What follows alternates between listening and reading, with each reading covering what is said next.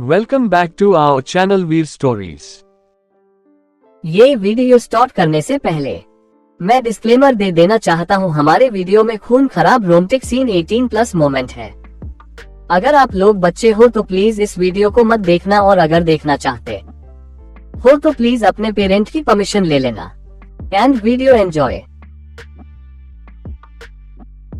14 कबीर एक बैंक अब तक आपने पढ़ा कि ऑक्शन में सब लोग पहुंच चुके थे, जहां कियारा और उसके दोस्त फिर से कशिश को बेइज्जत करने की कोशिश करते हैं, मगर कोई फर्क नहीं पड़ता। अब आगे शीतल का मजाक उड़ाने पर बाकी सब लोग भी उसे ज्वाइन करने लगे, क्योंकि उन्हें रेचल की कामयाबी से जलन होती थी। हाँ, हम सेम कंपनी में काम करते थे, हम एक दूसरे को हेलो तो बोल ही सकते हैं। अब जब वह फेमस हो गई है तो क्या वह हमें ग्रीट भी नहीं करेगी?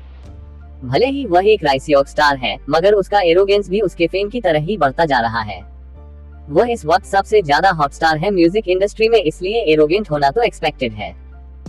फैंस के लिए एक आर्टिस्ट का एरोगेंट अनएक्सेप्टेबल होता है, और आर्टिस्ट को इस अवॉइड ही करना चाहिए, क्योंकि यह कभी कभी आर्टिस्ट के फ्यूचर पर बहुत ही ज्यादा गहरा असर डालता था।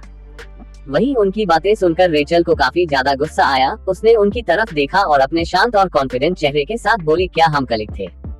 सॉरी, मुझे शायद याद नहीं है, मुझे चेहरे पहचानने में दिक्कत होती है, तो प्लीज अंडरस्टैंड।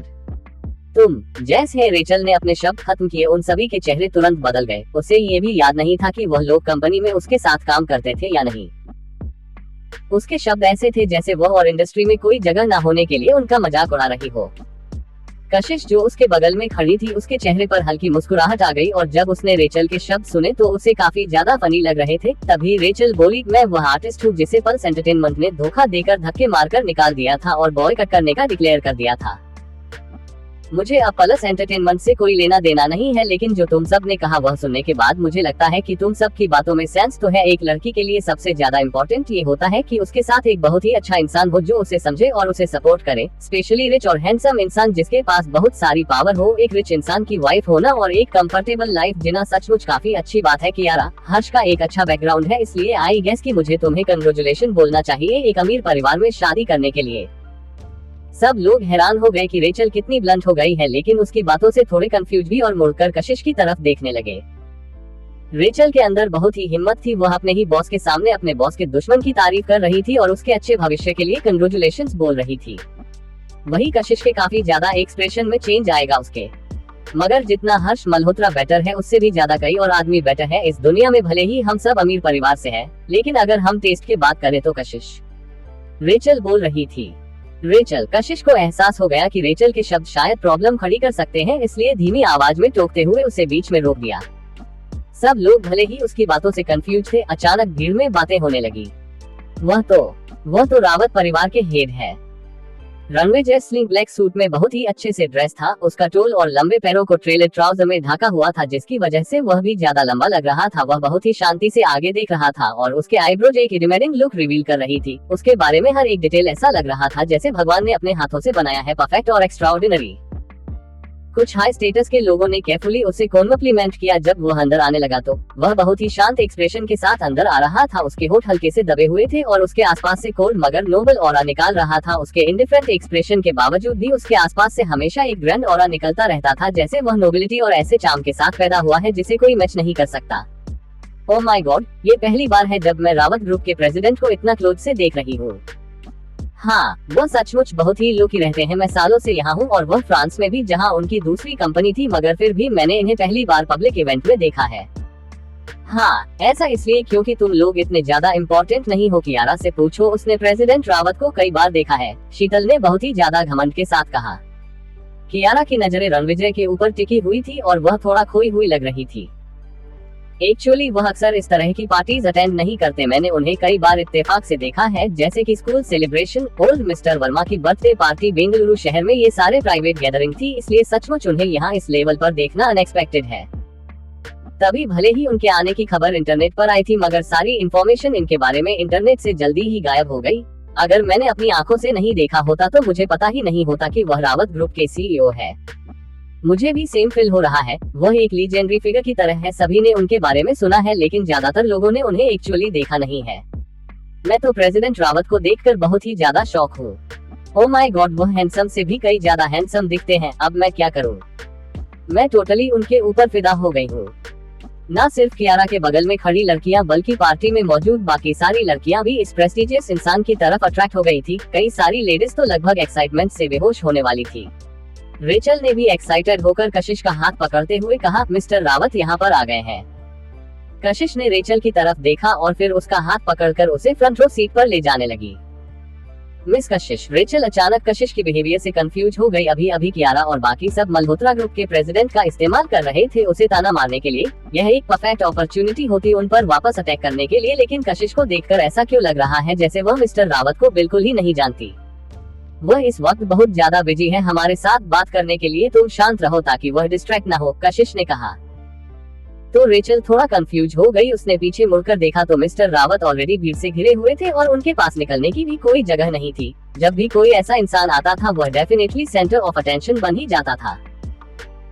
उसने डिसअपॉइंटेड होकर गहरी सांस छोड़ी और फिर कशिश की तरफ देखा और उसे समझ नहीं आ रहा था कि उसे कशिश के लिए खुश होना चाहिए या फिर उदास। अगर मिस्टर रावत ऐसे ही करते रहे तो क्या कशिश मासूम और बेचारी नहीं हो जाएगी। सक्सेसफुल इंसान अक्सर अपनी जिंदगी की औरतें को ओवरलुक कर देते हैं। अगर इस तरह इग्नोर होती रही तो वह सचमुच बहुत उदास हो जाएगी, मगर कशिश अभी भी उन्हीं के बारे में सोच रही है। जैसे ही रणविजय उस भीड़ से निकला तभी अचानक से दरवाजे पर फिर से एक बार तहलका मच गया। ओ माय गॉड, आज हो क्या रहा है। आज सारे हैंडसम लड़के यही आने वाले हैं। कशिश जो अपनी सीट पर बैठी हुई थी वह आज रात की ऑक्शन लिस्ट को देख रही थी। उसने अपने पीछे हो रही बातों पर कोई ध्यान नहीं दिया, लेकिन थोड़े ही वक्त में किसी ने उसके बगल वाली सीट ली और आकर बैठ गया। काफी ज्यादा बातें हो रही थी जिसके ऊपर फाइनली कशिश का ध्यान गया तो पॉलिटनेस के लिए उसने धीरे से उस इंसान को देखकर हाँ में सर हिलाया, मगर उसकी नजरें जैसे ही उस इंसान के चेहरे पर गई वह हैरान हो गई। तुम। कशिश की आंखें फ्लिकर हुई और वह ऑकवर्डली कबीर की तरफ देखने लगी जो बहुत ही रिलैक्स तरीके से उसके बगल में बैठा हुआ था। उसने एक शार्प सूट पहना हुआ था और उसका चेहरा हमेशा की स्ट्रक्चरली हैंडसम था। लॉन्ग टाइम नो सी, कबीर ने कैजुअली कहा था। कशिश ने भी ऑकवर्डली हाँ में सर हिलाया। कबीर ने आसपास से देखा और कंफर्टेबली पीछे अपनी सीट की तरफ झुकते हुए एलिगेंटली अपने पैरों को क्रॉस कर लिया। उसकी नजरें कुछ मोमेंट के लिए कहीं पर टिकी हुई थी, फिर उसने कैजुअली अपनी नजरें पीछे हटा ली और बहुत ही मैच्योर ऑरा उसके आसपास से निकल रहा था जो उसकी एज से बिल्कुल मैच नहीं होता था। मैं तुम्हारे लिए एक रोजेस का बुके खरीदने के प्लान कर रहा था, लेकिन लगता है कि मुंबई शहर के सारे फ्लावर्स शॉप बिजी हैं। मैंने कभी शॉप्स पर देखा मगर कोई भी गुलाब का फूल मुझे नहीं मिला। मैं सोच रहा हूँ कि मुझे एक रोज गार्डन खोलना पड़ेगा मुंबई शहर में, ताकि जब मैं आऊँ तो वहीं से रोजेस तुम्हारे लिए लेकर आ पाऊँ, कबीर बोला। तो कशिश के होंठ हल्के से ऊपर की तरफ उठ गए। भगवान का शुक्र था उसे फूल नहीं मिले। जब भी वह सोचती थी रणविजय के रिएक्शन के बारे में जब आखिरी बार कबीर ने उसे रोज दिए थे तो उसे डर लगने लगता था। अगर कबीर आज उसे फिर से रोज देता तो रणविजय ऑन द स्पॉट गुस्सा होकर कुछ न कुछ तो कर ही देता। मिस्टर वर्मा, आप एक बड़े बिजनेसमैन हैं, हमेशा अपॉर्चुनिटीज को देखते रहते हैं, कशिश ने कहा। कबीर ने उसकी तरफ देखा और इंडिफरेंट लुक और इमोशनलेस एक्सप्रेशन के साथ कहा, वहाँ पर देखिएगा, अगर आपको कुछ भी पसंद आए मैं आपके लिए खरीद दूंगा। कशिश वहाँ पर बैठी हुई थी, उसके होंठ आपस में बंद थे और उसने गहरी सांस छोड़ते हुए अपनी आंखें बंद की। उसकी कोई जरूरत नहीं है मिस्टर वर्मा, मेरे पास अपने पैसे हैं और मैं उन्हीं से कुछ जरूरत होगी तो खरीद लूंगी, कशिश ने कहा। तो इसे कंपनसेशन समझ लीजिए क्योंकि मैं आज आपके लिए गुलाब नहीं लेकर आया, कबीर बोला। सचमुच इसकी कोई जरूरत नहीं है। कशिश को अब समझ नहीं आ रहा था कि वह क्या बोले। उसने कबीर के हैंडसम और इंडिफरेंट चेहरे की तरफ थोड़ी देर देखा और फाइनली बोली, मिस्टर वर्मा, एग्जैक्टली आप क्या करने की कोशिश कर रहे हैं। कबीर ने हल्की मुस्कुराहट दी और बिना ऊपर देखे होती शांति से कहा, क्या ये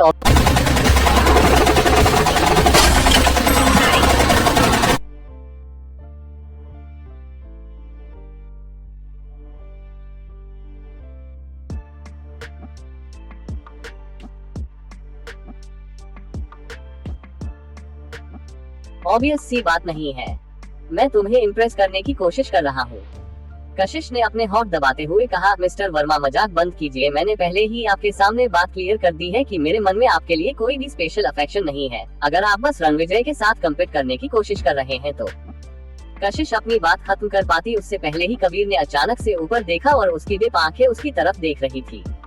तुम मुझे अंडर एस्टिमेट कर रही हो, तो फिर आप क्या सोच रहे हैं, कशिश ने पूछा। अगर उसे पक्का यकीन नहीं होता कि कबीर उससे कोई अफेक्शन नहीं रखता, बस रणविजय के साथ कंपटीशन करना चाहता है, तो वह इतना हार्डली उसे इनकार नहीं करती। कबीर ने उसकी तरफ मुड़ते हुए उसे फेस किया। उसका हैंडसम चेहरा धीरे धीरे उसके नजदीक आने लगा और उसकी आवाज डिप और कैप्टिवेटिंग थी। तुम इतनी क्यों बेचैन हो हमारे बीच में लाइन क्रिएट करने के लिए? क्या तुम दूसरी लड़कियों की तरह नहीं हो सकती जो एग्री ना करे मगर रिजेक्ट भी ना करे? इस तरीके से तुम्हारे पास एक बैकअप प्लान होगा। अगर तुम कभी प्रॉब्लम में फंसी तो तुम मुझसे मदद मांग सकती हो, और अगर रणविजय से तुम्हारा ब्रेकअप हो गया तो मैं तुम्हारा बॉयफ्रेंड बना जाऊंगा। तुम्हारे पास एक एग्जिट स्ट्रेटजी रहेगी, राइट? ये सब सुनने के बाद कशिश कबीर की तरफ शॉक में देखने लगी। उसे अपने कानों पर भरोसा नहीं हो रहा था। उसने कभी उम्मीद नहीं की थी कि एक आदमी खुद आगे से चलकर उसे खुद को बैकअप प्लान बनाने के लिए कह रहा है। ये कुछ ऐसा था जो ज्यादातर आदमी एक्सेप्ट नहीं कर पाते थे। वर्मा परिवार का इकलौता वारिस तो दूर की बात है, अगर वह टीवी ड्रामा और नॉवेल्स की तरह डिवोटेड और प्यार में पागल सेकंड मैन लीड होता है जो फीमेल लीड को अपने पूरे दिल से चाहता है और उसके लिए कुछ भी कर सकता है और साइलेंटली उसे प्रोटेक्ट करता है, तो अलग बात होती। मगर कबीर बिल्कुल ऐसा नहीं लग रहा था जो डिवोटेड या फिर हम्बल को दर्शाते हो। वह उससे इतना ज्यादा प्यार करने लगा है कि उसका बैकअप प्लान बनने के लिए तैयार है। ये ख्याल ही कशिश को ठीक नहीं लग रहा था। I am sorry mister Verma, मगर सेम टाइम पर मैं 2 लवर्स या फिर 2 बॉयफ्रेंड नहीं रख सकती। मैं उस तरह की लड़की नहीं हूँ। कबीर ने हल्की मुस्कुराहट के साथ कहा, इट्स ओके, तुम अपनी मर्जी की करो और मुझे रिजेक्ट कर दो। मैं उन लोगों में से हूँ जिन्हें अगर एक बार हार का सामना करना पड़े तो उनके अंदर हिम्मत और भी बढ़ जाती है, वह और कोशिश करते हैं। तुम कशिश की भौहें आपस में सिकुड़ गई। रणविजय के अलावा कबीर को दूसरा इंसान था जिसके साथ वह डील नहीं कर पाती थी। ऑक्शन शुरू होने ही वाला था। रणविजय जो लोगों से घिरा हुआ था, जब वह बाहर आया अपनी सीट पर बैठने के लिए, उसी वक्त उसने कशिश और कबीर को एक साथ बैठे हुए देखा और फेस टू फेस बातें करते हुए, जिसकी वजह से उसकी भौहें हल्की सी आपस में सिकुड़ गई, जिसकी वजह से उसके आसपास के लोगों को डर लगने लगा। वह स्ट्रेट कशिश की तरफ जाने लगा। मिस्टर रावत, हमने आपके लिए एक स्पेशल सीट रिजर्व की है। हॉट ऑफ गिविंग के ऑर्गेनाइजर ने जब ये देखा कि रणविजय किस तरफ जा रहा है फर्स्ट रो में, तो वह तुरंत उसके पीछे पीछे भागता हुआ आया उसे इन्फॉर्म करने के लिए। मगर रणविजय उसकी बात सुनने के बावजूद नहीं रुका। इस मोमेंट पर सिर्फ एक ही सीट खाली थी फर्स्ट रो में और वह थी कशिश से काफी दूर। कशिश की पोजीशन काफी ज्यादा कंसील्ड थी और वह लेफ्ट की तरफ झुकी हुई थी, लेफ्ट की तरफ से 6th सीट पर। ऑक्शन वेन्यू बहुत ही ज्यादा बड़ा था और फर्स्ट रो में अकेले ही कम से कम 20 चेयर्स थी। आगे कहानी में क्या होगा जानने के लिए पढ़ते रहिए और कमेंट और लाइक। चैप्टर 15, रणविजय ने सीट छीन ली। अब तक आपने पढ़ा कि सब लोग ऑक्शन में पहुंच चुके थे। जहां एक तरफ रणविजय लोगों से घिरा हुआ था, वही कबीर कशिश के आकर बैठ जाता है।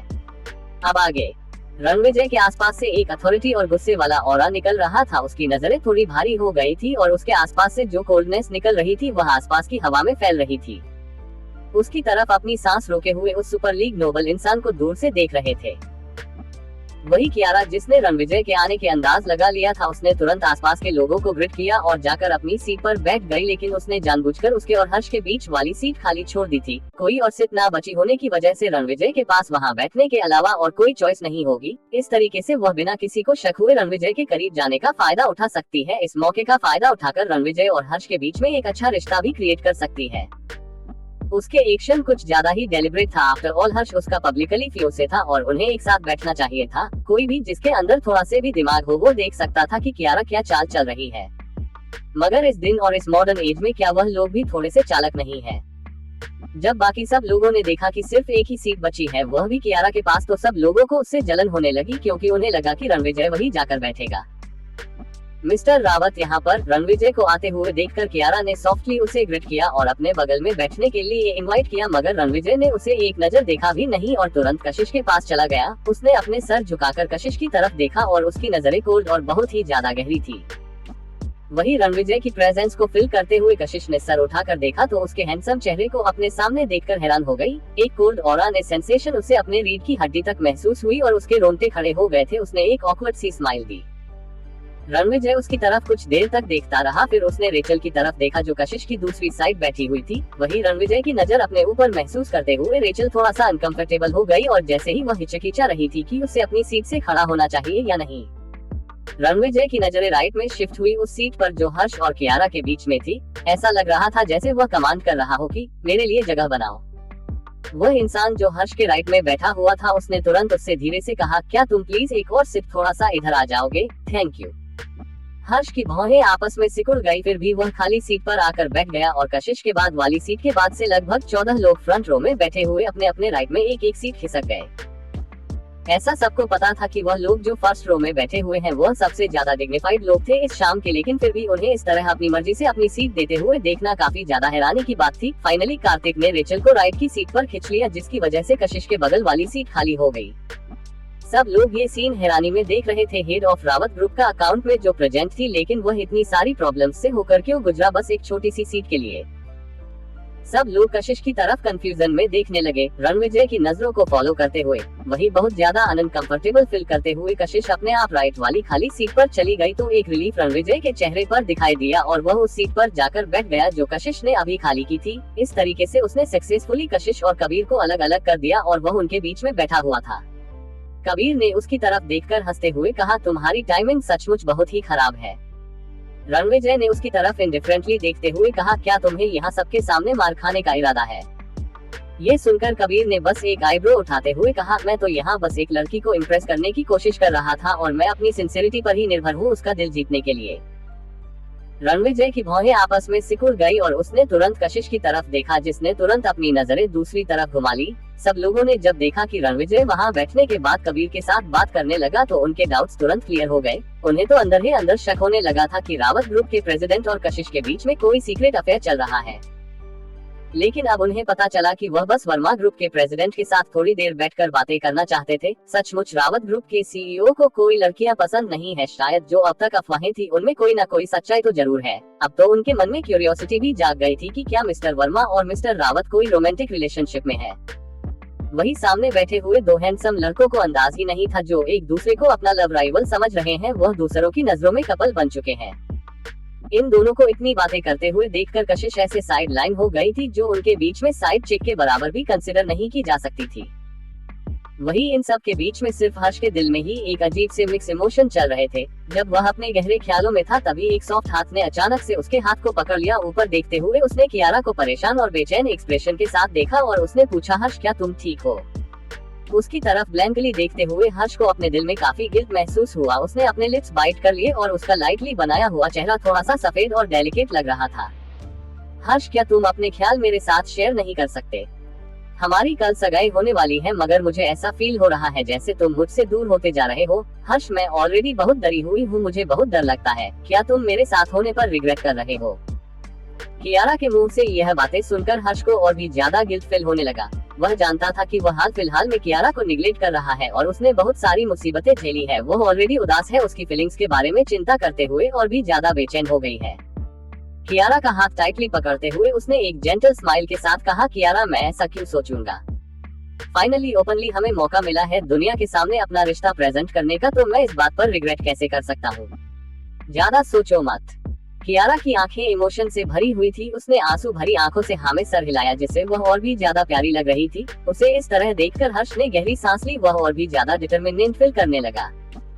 हाँ, उसके लिए और कियारा के लिए एक दूसरे से प्यार करना और अपने रिश्ते को सबके सामने पब्लिक करना आसान नहीं था। कियारा कितनी स्वीट और प्यारी है, उसे उसके ट्रस्ट और प्रोटेक्शन की जरूरत है।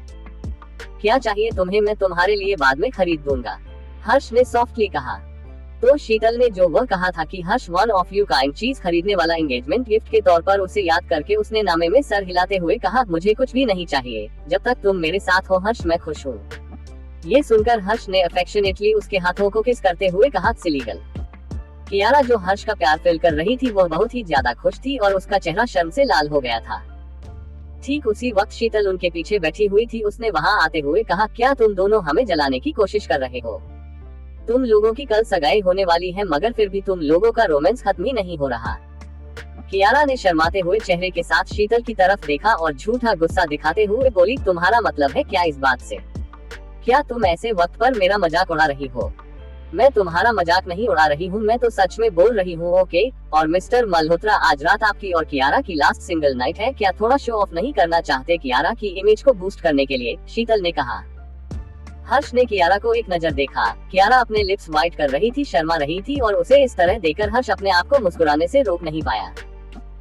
शीतल ने कियारा के बिहेवियर को देखा और उसकी आंखें चमक रही थी। उसने हंसते हुए कहा, श्यो, आज के चैरिटी इवेंट का मने पर्पज तो फंड्स क्रिएट करना है हॉट पेशेंट के लिए, लेकिन यहाँ का एटमॉस्फेयर भी चीयरफुल बनाना भी उतना ही इम्पोर्टेंट है। आज रात हमारे यहाँ पर बहुत सारे एंटरटेनमेंट इंडस्ट्री के लोग आए हैं और वह लोग कई सारे इंटरेक्शन करने वाले हैं। यही मौका है चमकने का। हर्ष इतना कहने के बाद उसने हर्ष को देखकर एक मिस्टीरियस एक्सप्रेशन के साथ आई विंक की तो हर्ष ने उसे एक हेल्पलेस लुक दिया और उसका लुक देखकर जैसे शीतल कुछ समझ गई और ड्रामेटिकली उसने अपना मुंह कवर कर लिया।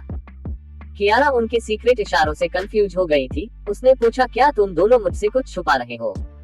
शीतल बस हंसी और उसका हाथ अभी उसके चेहरे पर था और उसके एक्सप्रेशन और भी ज्यादा मिस्टीरियस हो गए थे। शीतल की हरकतें देख कियारा को और भी ज्यादा बेचैनी और नर्वसनेस होने लगी। ऐसा लगता है कि हर्ष ने एक और सरप्राइज प्लान किया है आज रात उसके लिए। वह आगे कुछ सोच पाती उससे पहले ही अनाउंसर स्टेज पर आए और ऑक्शन शुरू हो गया। इस बात की अनाउंसमेंट की पहले कुछ चीजें जिनकी बिडिंग की गई वह बस एक शो के लिए थी। उसे ऑर्गेनाइजर्स ने खुद वहां पर रखा था चीजें टॉप करने के लिए और वह डोनेट करने के लिए सूटेबल नहीं थी। एक दो चीजें ऑक्शन हो गई और भीड़ थोड़ी सी वार्म अप होने लगी। उसके बाद जो दूसरे लोगों की डोनेटेड चीजें थी वह स्टेज पर लाई जाने लगी सज के लिए। अब जब ये चैरिटी के लिए था तो कशिश भी कंजूसी नहीं करने वाली थी। जब एक दो आइटम सोल्ड हो गए तो उसके बाद एक आध पीस आया बीडे के लिए। वह एक विंटेज वॉच था जिसे जैसे ही स्टेज पर लाया गया वहाँ पर थोड़ा बहुत तहलका मच गया। ज्यादातर लोग जो यहाँ ऑक्शन अटेंड करने आए थे वह यंग आर्टिस्ट या फिर अमीर परिवारों के बच्चे थे और उन्हें ऐसे कलेक्टिव चीजें इकट्ठा करने में बहुत ही ज्यादा इंटरेस्ट था। कुछ तो ऐसी चीजें को ले जाकर अपने बड़ों को इम्प्रेस करना चाहते थे, इसलिए वह लोग भी बिडिंग करने लगे। बिडिंग 18 लाख से शुरू हुई थी और कशिश आर्ट वर्क में इंटरेस्टेड नजर आ रही थी। उसने भी बिडिंग ज्वाइन कर ली। कशिश ने 20 लाख की बिडिंग की तो कियारा ने तुरंत अपना पैडल उठाते हुए 23 लाख की बिडिंग की। उसके एक्शंस ने सबको हैरान कर दिया, स्पेशली हर्ष को। कियारा को रियलाइज हो गया कि जो उसने किया उसे देखकर ऐसा लग रहा है जैसे वह जानबूझकर कशिश के साथ कंपेयर करने की कोशिश कर रही है। और हर्ष की नजर अपने ऊपर महसूस करते हुए कियारा ने हड़बड़ाकर जल्दी से कहा, हर्ष तुम्हारे दादाजी को हमेशा इस तरह के एंटिक अच्छे लगते हैं राइट? और इस तरह की चीज मार्केट में ढूंढना बहुत रेयर होगा, इसलिए मैं उनके लिए खरीदना चाहती हूँ। ये सुनकर हर्ष के एक्सप्रेशन सॉफ्ट हो गए और उसकी आंखें टेंडरनेस से भर गई। 24 लाख। इस पॉइंट पर बाकी सब लोगों ने भी बिडिंग करना शुरू कर दी। 28 लाख। ये बस एक नॉर्मल कंपटीशन था, लेकिन जब कशिश ने तुरंत बिड ऊपर की तो कियारा भी उसे फॉलो करने लगी, जिसकी वजह से एक कशिश थोड़ा अनकंफर्टेबल हो गई और उसे गुस्सा भी आ रहा था। वही कशिश के मूड ने रणविजय को भी इफेक्ट किया जो अब सीरियस नजर आने लगा था। 29 लाख। कशिश ने बिडिंग करना शुरू रखी। 35 लाख। कियारा भी बिडिंग बढ़ाए जा रही थी और हर बार वह ज्यादा रकम बोल रही थी। कशिश ने अपने पलके झपकाए। उसका चेहरा एक्सप्रेशन लेस था जब वह स्टेज पर रखे हुए वास को देख रही थी और जैसे वह इंतजार कर रही थी कि क्या कोई और बोली बढ़ाएगा। जैसे ही ऑक्शनर तीसरी बार 35 लाख पर हैमर लगाने वाला था तभी कशिश ने बिडिंग फिर से शुरू कर दी। 36 लाख। कियारा जो जीत के गतने नजदीक थी, कशिश की आवाज से वह जीत नहीं पाई, जिसकी वजह से एक्सप्रेशन तुरंत खराब हो गया। उसने मुड़कर हर्ष की तरफ देखा। उसके चेहरे पर काफी ज्यादा उदास एक्सप्रेशन और डिसअपॉइंटमेंट दिखाई दे रही थी। उसे देखकर ऐसा लग रहा था जैसे कशिश उसे परेशान कर रही हो। ये तो बहुत ही ज्यादा हो गया। कशिश ये सब जानबूझकर कर रही है बस कियारा को परेशान करने के लिए। उसे बहुत मजा आता है कियारा की चीजें छीनने में। जो भी कियारा को पसंद आता है वह उसे चाहिए होता है। क्या घटिया लड़की है। वहाँ पर बैठी हुई कुछ लड़कियां जो क्लियरली कियारा की चापलूसी करने की कोशिश कर रही थी, उन्होंने ये सारी बातें करना शुरू कर दी। वही बाकी सब लोग जो सुन रहे थे तो उन्हें ये लगा कि उनकी बातों में एक पॉइंट है। लेकिन तभी किसी इंसान ने धीमी आवाज में वहाँ पर कहा, लेकिन कशिश वह थी जिसने बिडिंग शुरू की थी। उसे सचमुच यह वास चाहिए होगा। तुम कितने बेवकूफ हो। कशिश और हर्ष इतने समय से डेट कर रहे थे और उनका शादी का रिश्ता कितने पहले हुआ था। उसे कैसे नहीं पता होगा कि हर्ष के दादाजी को एंटिक चीजों में इंटरेस्ट है। उसे पक्का पता होगा कि कियारा इस आइटम में इंटरेस्टेड होगी और इसे जरूर खरीदेगी, इसलिए उसने पहला मूव किया। समझ में आया। ओह, तो ऐसी बात है, मुझे लगा। ये सचमुच बहुत ही चालाक है। तुम्हें अभी रियलाइज हो रहा है वह तो हमेशा से ही ऐसी ही है। वह लोग अपना डिस्कशन धीमी आवाज में भी करने की कोशिश नहीं कर रहे थे, ऑलमोस्ट ऐसे जैसे वह अपनी बातों से कशिश के रेपुटेशन खराब करने पर तुले हुए हो। आगे कहानी में क्या हो गया जानने के लिए पढ़ते रहिए और कमेंट और लाइक जरूर कीजिए।